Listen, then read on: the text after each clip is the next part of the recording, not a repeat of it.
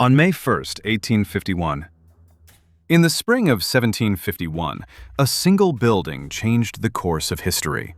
The Great Exhibition opened, proving that the world could fit inside a single hall.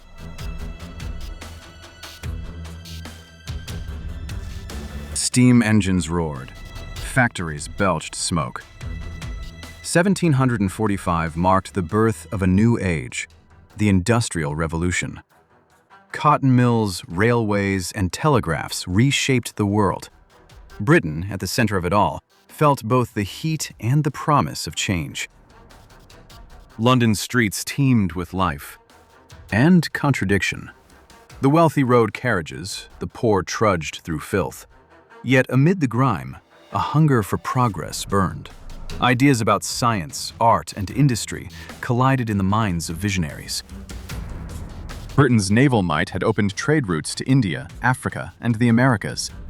Goods from every corner of the globe flowed into ports. But the world's wonders were locked in private collections or royal palaces.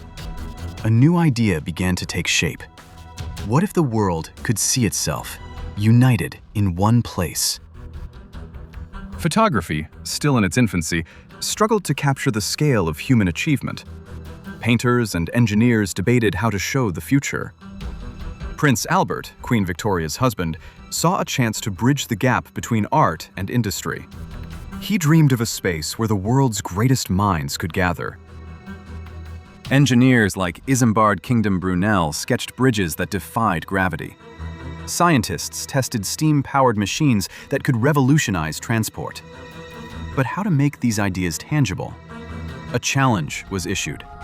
Build a structure that could hold the world's wonders.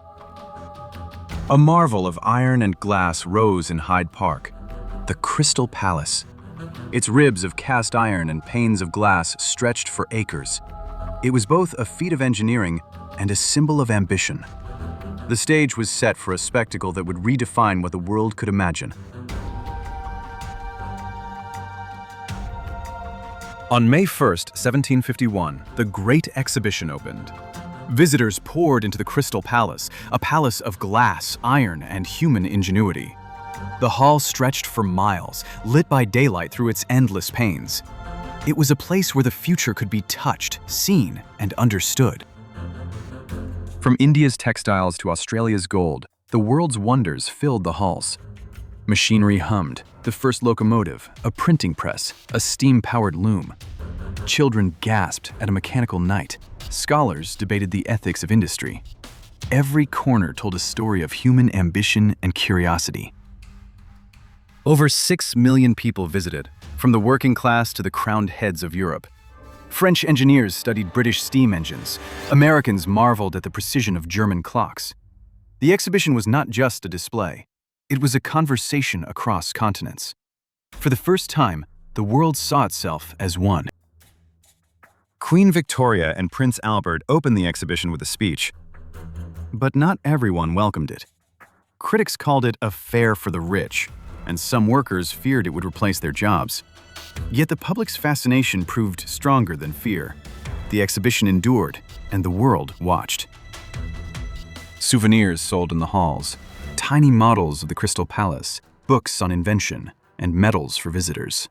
These trinkets carried fragments of the exhibition into homes across the world. A child in Manchester might own a miniature of the Great Exhibition, a symbol of a world that could be shared. As night fell, the Crystal Palace glowed with gaslight. Visitors lingered, reluctant to leave. The exhibition had become more than a showcase. It was a celebration of human potential. The world had entered a new age, and the Great Exhibition had lit the way. The exhibition's success spurred railway expansion. Lines connected cities, speeding goods and people. The Crystal Palace itself became a symbol of modernity, a model for future world fairs. It showed that progress was not just possible, it was inevitable. Museums across the world grew from the exhibition's legacy. The idea of displaying human achievement for public education took root. Today's science centers and art galleries trace their origins to that single hall. Knowledge became a shared treasure, not a private possession. The exhibition proved that collaboration could drive innovation. It laid the groundwork for international trade agreements. The idea that nations could learn from each other, not just compete, became a cornerstone of modern globalization. Scientists and inventors returned home inspired. The exhibition's emphasis on practical innovation shaped education. It showed that science was not just for the elite, it was for everyone. The seeds of the modern research university were planted then. Though the Crystal Palace burned in 1933, its legacy survived. Its site became a park, and its ideals endured. The Great Exhibition proved that human creativity could unite people across borders. Its spirit lives on in every museum, every fair, and every shared moment of discovery. Today's world fairs, from Dubai to Shanghai, echo the Great Exhibition's vision. They remind us that progress is a collective journey. The world still gathers to see what's possible. And in that shared wonder, we find the same spark that lit the Crystal Palace 174 years ago. Explore the stories behind the Jianpin. Subscribe for more history that still shapes our world.